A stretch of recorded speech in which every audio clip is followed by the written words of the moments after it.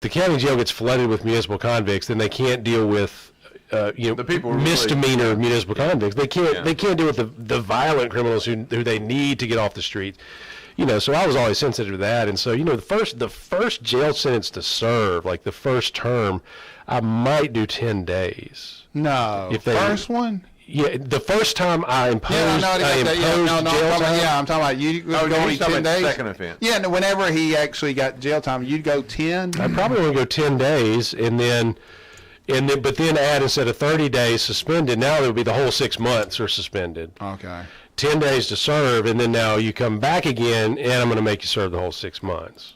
So it was something like that. I tried to be really just sparing with the jail time.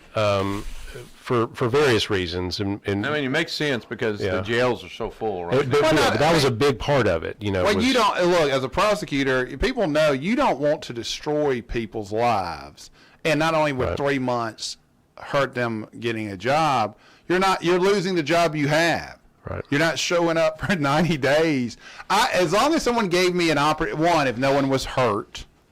Then we had, it's a different category, or it's a different. Right. You assess that differently. Yeah, if someone's hurt or a property crime. Right. Yeah. Well, what we did in city court in Jackson, when I prosecuted in Ridgeland, 1947. Yeah, is that we gave them suspended time, but they had to complete a program. Right. And if they had to pay for the program themselves. If they didn't complete the program, then they go to jail.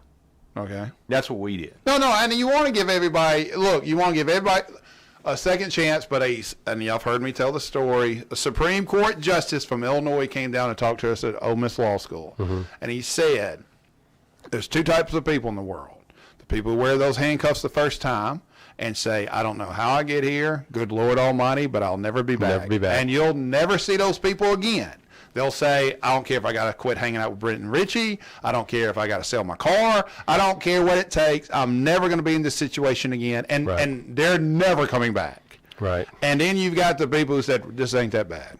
Right. And he said, the people who say, when you're in handcuffs for the first time in an orange suit and your parents are there or not, and you're not embarrassed, and this ain't that bad, we cannot change them. All we can do is we can sit there, continue to arrest them. Yes. And he said, and like I said, basically what he was saying was, it's got to be the individual's decision. Right. And you can get caught up in the wrong situation. You can come from the wrong circumstances. You haven't dealt with some issues. But until you have that awakening, that epiphany, that this is not the way I'm going to live my life. You can't help yourself unless you're willing to work. Correct. But I would, as a prosecutor, I would say 80% of the misdemeanor crimes were drug related. Totally. Because even the property crimes are drug related usually. So what you can do, because you're stealing to fuel the drug. Try to fix that drug problem, which would in turn fix the criminal problem. But the problem is addicts, and I'm coming from a long line of addicts. They're not going to quit immediately. You got to have a quick carrot. You got to have a stick. Right. That's right. And I mean, the bottom line is, I tell people all the time, fine, we can send them to many programs as you want, and we can send them. My dad would go get a bottle of vodka, and at 5:30, he going to get some Crown or some vodka in him, and possibly some prescription drugs. Now, he was a functional alcoholic. He was your father, so I can understand that. All right. All right, so Hazz, what's your poison? I actually did not start drinking until 27, 28. Now I'm more of a vodka person right now. Yeah, clear liquors. Yeah, a little bit. Yeah, but because of insomnia. But no, the reality is, I was so afraid of having those addiction issues coming from that. Yeah. That I was like, no, I'm not touching it. But it's also, I love this. My dad would tell you he didn't have a problem because at 6 o'clock the next morning he's up and ready to go to work. Now. Whether he was passed out or we had to count pills out of him, there were times my mom would go there and say, make sure he's breathing. And you're like, how many? This is how bad they got one time with my dad. My dad came in with his thumb just bandaged, but he was passed out. Now, how he drove half the time when he was like this, it's a miracle.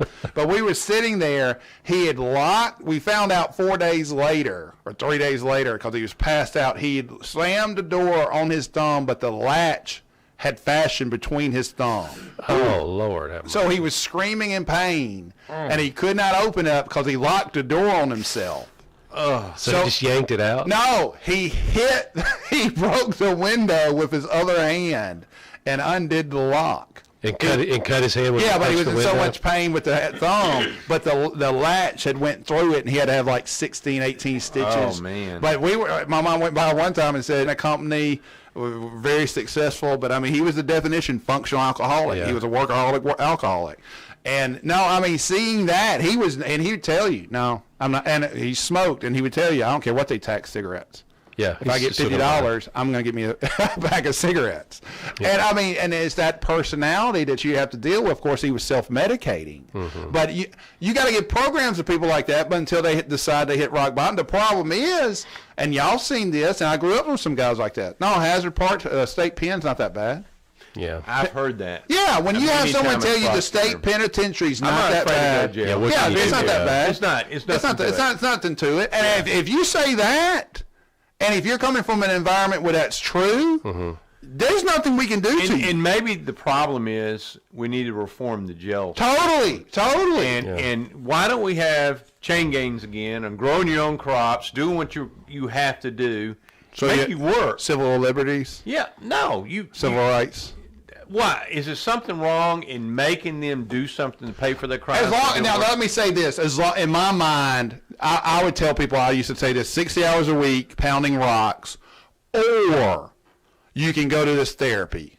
You can go, to me, you have two options, carrot and stick. I'm always going to have an option of carrot or stick. Now, the problem we have as society is if it happened to me or one of mine, would I want to give them the opportunity to rehabilitate? I can't say I'm a big enough man to say that, but because I would want eye for an eye. But as someone stepping back and looking at society, he's Old Testament. Exactly. Well, totally. But I mean, for our benefit, your last day at jail should be in an apartment with a job.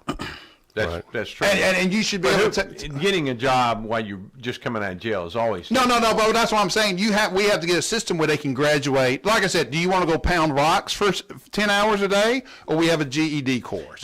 Do you want and give them credit? And the ones who just don't want to go, and like I said, here's therapy for being abused. Here's therapy, and as long as they're working to be a better person, I want to.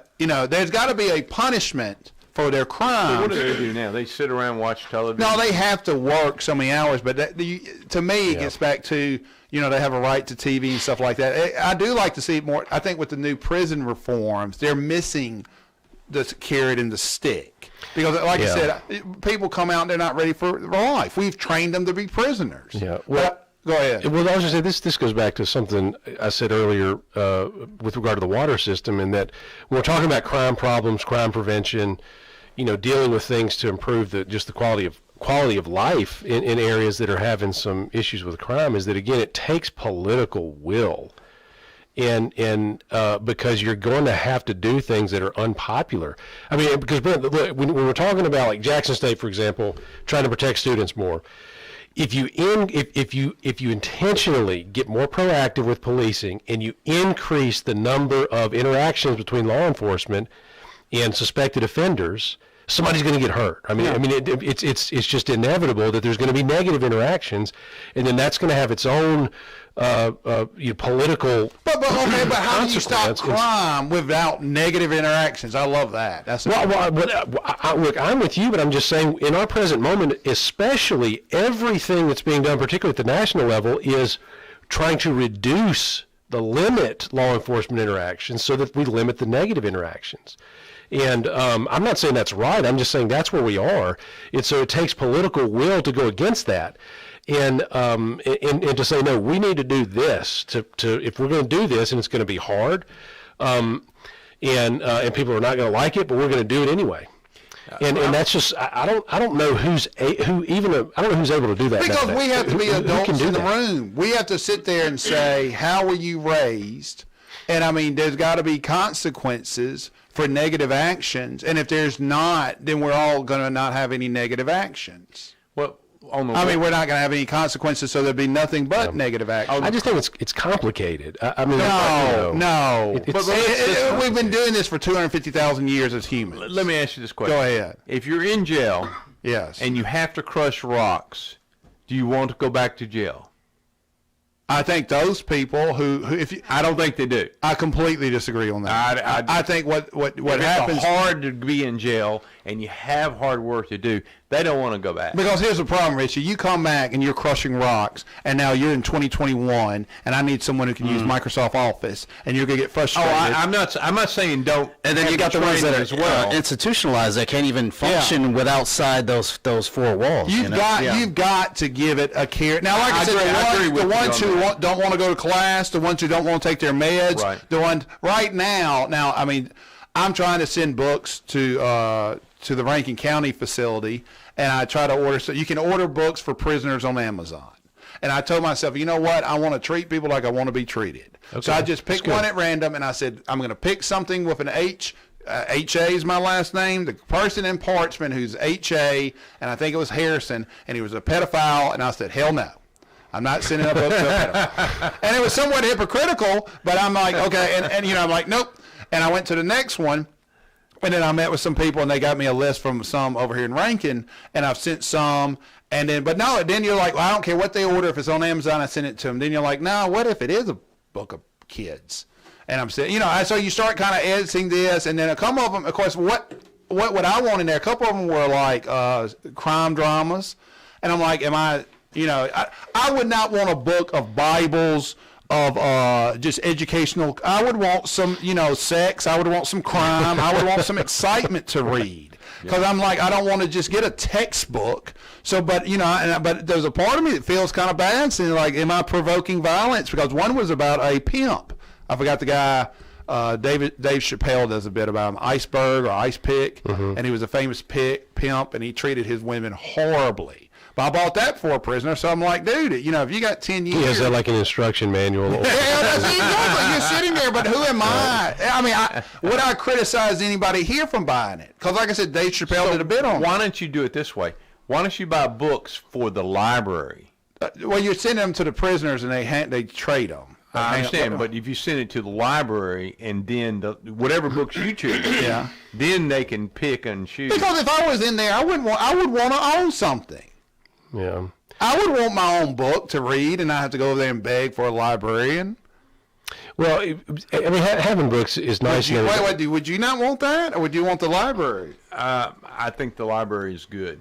Okay. Yeah, so they got a lot of books. Library's good. Cutting news on the Richie Nash show. I think the library is the right answer, not directly. But when you're talking about chain gangs and manual labor that's hard and everything, I mean, when I say it's complicated, is okay. Well, what about the man who maintains his innocence? Right, says, I was innocent, I didn't do this, and he dies of a heat stroke on the chain gang.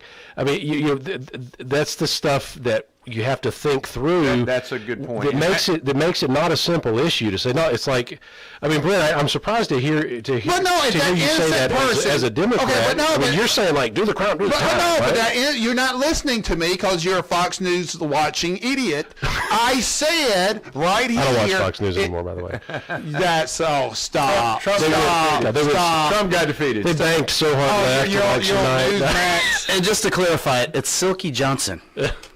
Silky Johnson. Silky Johnson is Dave Chappelle. Oh, okay. But what I'm saying is, I just said you've got to give him two paths. So in your scenario, if that guy's innocent and he's truly a good person, he should be teaching classes. He could be going to them. He's the one who wants strictly Old Testament. No, that's not what I'm saying. I'm saying that you do both.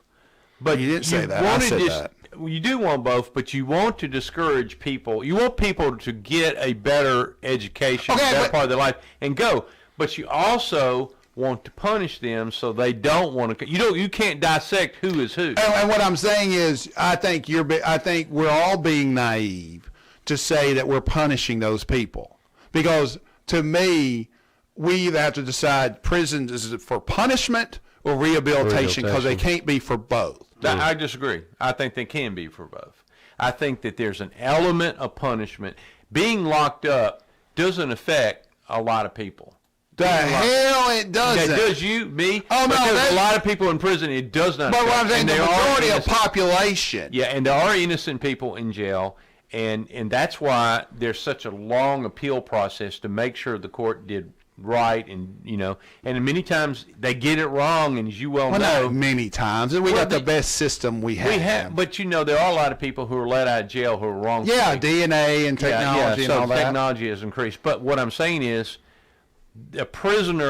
most of the prisoners don't care if they're in there or not. Well, one of the things they need to care to the sense that heck, if I get back in that prison system, I'm gonna have to crush a rock. But what I'm saying is, and we've completely flipped. Yeah, you're talking deterrence. Yeah, but see, one, being in prison, I think, is a deterrent. But two, making them go to class and making them deal with their issues in some ways. My dad told me a long time ago, because once again we were in towboats and people do not know, in the 1970s and 80s, if you got on a boat on Mississippi River in New Orleans and to St. Louis and not without a cell phone, you were hiding from somebody. Okay, no one was getting on that 6-month or whatever it was journey except to try to hide. So most people on towboats were not they're nice people, but they had some violent or they had issues. With that said, my dad would tell you there's some people you can work with. There's good people who've done bad things, and they're bad people. And he would say, you have to understand, it takes more effort to be a good person than a bad person. And he used to tell me he struggled with it every day. That's a good point. So what I'm saying is, in the way, and I know you two work because we talk all the time, and I know Swartz constantly works. Yeah. But I mean, that discipline, there's an argument to be made. The true punishment to give them is to worry about their promotion. The true punishment to give them is to have them walk that line. That when you can walk away from your kids, when you can walk away from your family and not worry about consequences, that's just giving up. And that's what we're allowing them to do by not giving them the opportunity to do that. But here's the other problem. You have them break rocks for 60 years. How do you punish them? Right. You've got to give someone something to take it away, but if you day one, I'm taking everything away, you're giving them immunity to kill anybody in that jail, to rape anybody in that jail. Because you're punishing them to the extent to tell them that if they come back to jail, they're going to have to crush But what I'm saying rocks. is, but if you're doing the worst thing you can do for me on day one, and there's no way I can get any benefits, I think it's a combination. I think that you need rehabilitation. Some people aren't going to be rehabilitated. and that's what I said. You just throw them in a hole. How do you determine who that is? You give them an opportunity to go to GED classes. You say today, who wants to go to therapy? And you tell me you can crush rocks or you can go to GED classes. I'm going to go to GED classes, but you know what? If I don't want to learn, Richie, there's tests. There's you're not making any progress. You're distracting. If you're in there, I'm not looking for Einsteins, but if you're there trying, if you're going to AA meetings, if you're becoming a asset to society, great. And that asset could be cooking. That asset could just be a janitor. But if you're sitting in there and not addressing your issues and stabbing some guy or starting fights, there's your rock pile. I agree with that. And I think there needs to be a punishment element where they don't want to come back. Punitive and rehabilitation. But, and I don't think it's impossible, but one of the things, another complicating factor, like, as I've talked about, it's just complicated. Like, I hear, physical, kind of draconian, to the worst of the worst punishments, like physical chastisements, and that just sounds like you're going backwards. I don't know that we need guys crushing rocks. I mean, the other thing is, what would be your stick? Well, that's what I'm saying. I don't know. I mean, but you've got, you literally have sentenced people to jail. What would be your stick? I'm not letting you walk away from that. What would you're an intelligent man with a law degree. The only stick we have right now is incarceration. Okay, but what I'm saying is, because if you just think through it, I mean, here, just in the whole history of mankind. I mean, what can you do to punish someone? Well, I didisagree. Physical chastisements, incarceration, monetary fines, or take stuff from them, indentured servitude, right? Yeah, forced labor. What else have they done in history? Life. I mean, death. You can take their life. I mean, there's a finite number of things that you can do. And so, that's physical chastisement, right? Yeah. So, but we've all looked at that as what we think is a more civilized and enlightened society, and said, no, we can't do that. Incarceration is the most humane. It's not for some people. Some people like to be in jail. Right. Okay? Think about that. They're better off in jail than they are on the streets. And there's somebody. But I mean, that's better than they're used to it, and when they come out in the real world, They need to get back to jail. You've heard me tell these stories. I know people from Greenville, Mississippi who are like, you mind driving me to the police station? I got to hit a cop. And I'm like, why? I'm not doing well out here. And I was just stared at him and think, how screwed up is your life? Yeah, we had a guy like that who would, when it got cold, he would show up and just, smash a car window so he could. Oh, no, I was just saying this guy was like number 2 in parchment of a certain association. No. Outside, he was a janitor. Yeah. And he'd rather be number 2 of that certain association than being a janitor. And, I grew up with him. Mm-hmm. And, we played ball together, and I just looked at him and I was like, literally luck that I'm sitting here to a certain degree, or I got my parents and he got his. And, of course, my dad would say that ain't luck, that's upbringing. But, some of that is a factor. But, no, we have to decide as a society, and what we need to decide is, why are we speaking out more is where we are, because it's not working. But it's fine to say, look, it's got to have both of them. You have to have both components. But either you have people who are trying to be too easy and let them go. That thing they passed in the state and across the nation, all that did, in my opinion, is putting people in positions to fail and end up back in jail. What's that? They reduced sentencing. Oh, okay. Well, reducing sentencing and letting people out, or just letting them back in the environment where they committed a crime. Because the jails are too full. Yes, exactly. And that's a major problem. It totally is. But what I'm saying is, you've got to make it merit based. Yeah. That you've got to let people earn their way out. Or back to what I'm saying, if I have double life, what's preventing me from stabbing somebody? While you're in the jail? Yeah. And that's why gangs are so huge in jails, because if I have double life, I don't care what you say. Right. But what I was starting to say about the other complicating factors, everything we're talking about, programs, changes, reforms, all of that requires money. And that's what makes it, when I'm talking about political will and the hard decisions, is that, when you're spending more and more money educating the incarcerated, and we're looking at our public school system, and maybe we're not educating our children as well as we could. How do you there's this, the politics of the situation with the money is really complicated. It's hard to deal with. I don't understand. How do we educate the incarcerated, or spend all this money on the incarcerated if we can't educate the people who aren't in jail? But what I'm saying is, if you give them the ability to actually work, and you could offset back to feeding yourself and some of that. Yeah, why did they take that away from Parchman? They used to grow their own food, their own cattle. You know why? Because it's now that's all what Stephen's talking about. They do it at the county farm still, don't they? Why don't they do that? At some point, you cannot be soft on crime. Yeah. We as a society do not want anything to go. They had that debate whether you should have weights in jail or not, because you're just making super thugs. And you're like, no, that's aggression they're working out. Yeah, see, I think we're at a moment now where, what we're talking about, and I haven't offered anything specific because I just don't know. We're at a moment now where this is every show. What you guys are talking about, as far as now, let's like reimpose some more harsh options in the sentencing process. I think politically, on a national level, the moment now is we're past that. We're talking more about less policing, you can't more say, humane he's saying stuff. Partial. I'm saying you've got to have both. But if to realistically have a GED program and not have people just sitting in there goofing off or stabbing each other, right, you've got to have a deterrent. You've got to have a punishment. Well, yeah. I don't disagree with that. I'm just saying we're at a moment now where even if we sort of wanted to do that, I don't know that we can, because the moment we're in now is, like I keep saying, is that we're looking at it going, 50% of the population. What we're doing now is not working, so we got to change this fundamentally. You hear these calls; it's for fundamental changing. But what I'm saying is that's 50% I don't know that of it's the right. population. I'm just saying that's where we are. Yeah, but at 50% of the population. And who's going to have the political will to stand up against that? We should. And that's what I'm saying. Who's we? You, me, and Stephen. We don't control the system. But what I'm saying is, who does? The people control the system by definition. Brett, the deep state controls the system. No, but what I'm saying is, I am being realistic. The problem is, we're sitting there. How come you're not changing it then?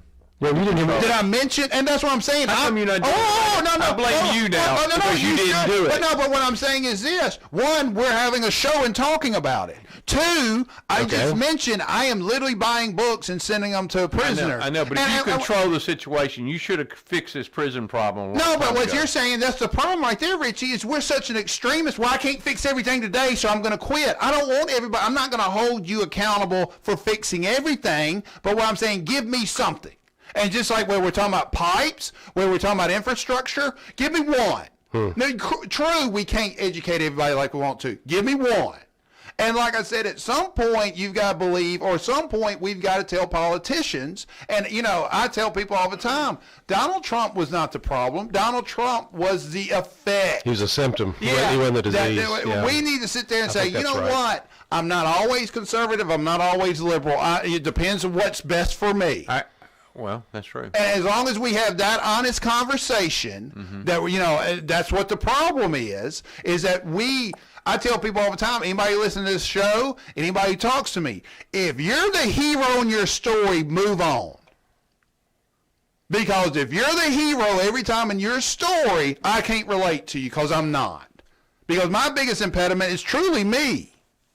And I'm dealing with that now, approaching 50. But what I'm saying is, if you're always right and you never make a mistake, and no one wants to sit there and say, no, let me tell you about the time I failed. And let me tell you about the issue I had. Let me tell you about, even here, and I know you're joking about it, but like one of the reasons I'm talking about being in therapy, all that, is actually to let people know, hey, man, it's okay. Go deal with some of these issues. Absolutely. I go to a therapist. You go like once every 6 months. It's a tuna. And she's hot. It's what? No. You're saying your therapist is ugly? You tune up. No, I didn't say that. That's what you just said. I didn't say that. But you tune up your engine. Why wouldn't you tune up? Well, exactly. And what I'm saying is, if we can have that conversation, that, hey, Stephen and I might disagree on something, but that doesn't make Stephen's, I hate to say this, he's a fantastic father. He is. What'd you ever do with the horse? He's got a new one. Okay. Yeah.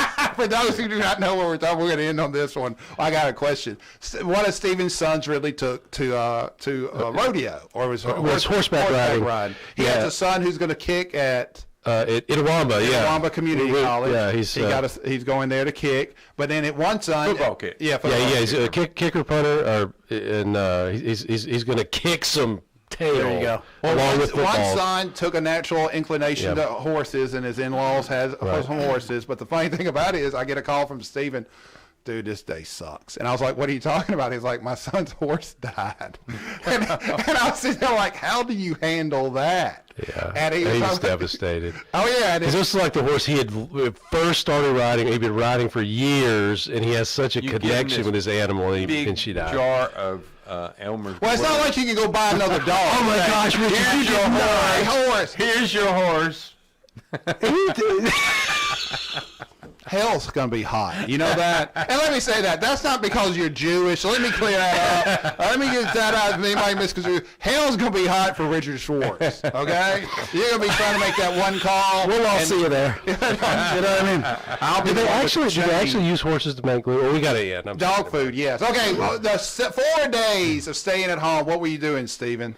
I was working as much as I could. I can remote dial into my office. I have a little home office set up. So I tried to work, but my home office is not set up to be autonomous, and so I wasn't able to do as much as I wanted to. But yeah, just kind of chilled at the house when I wasn't working. We were sledding in the ice. I and actually stuff. went to the office. Oh, no, not all 4 days. I talked to you for 2. At least 2 of the days I went to the What'd office. you watch? What'd I do? What'd you watch? Watch. You were watching some stuff. I started watching Umbrella Academy. I didn't. It's good.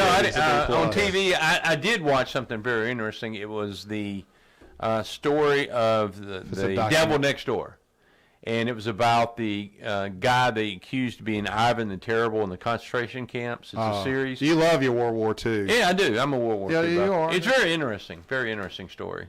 Yeah. And it was based on a true story. It is a true story. What are you watching? I stumbled upon Michael B. Jordan's cartoon on HBO Max called Genlock. If anybody's looking out there, it's a fascinating. I knocked that out quick. Of course, I was working on a 50-page brief, and I finally got that served so I can actually make money. But we're running over. We've had some technical difficulties, but we're working through things. We will be back next week at 6 o'clock for Richie. Richie, how do people get hold of you?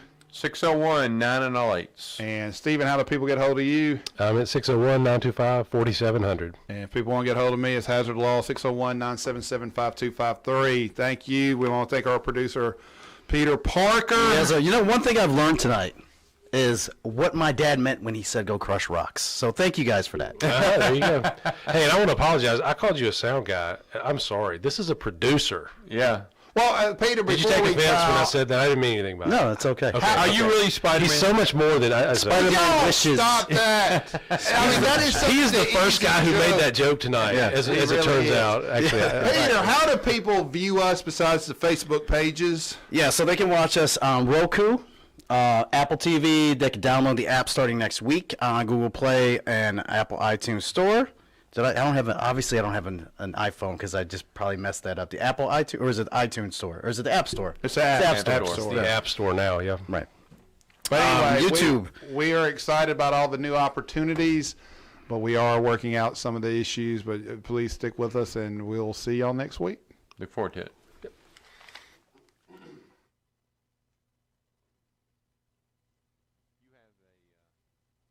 Download the We Believe Digital app on Google Play and the App Store and take us everywhere you go.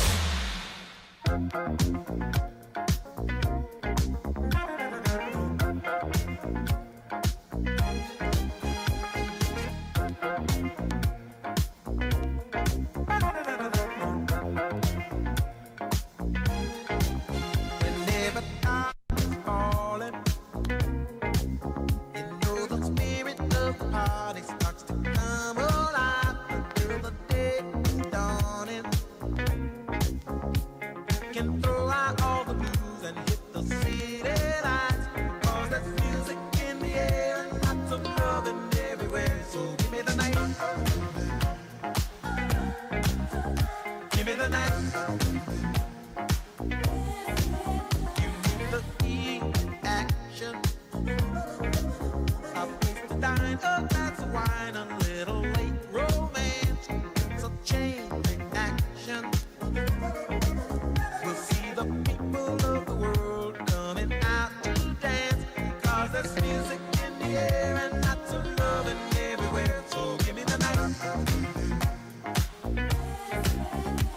the night.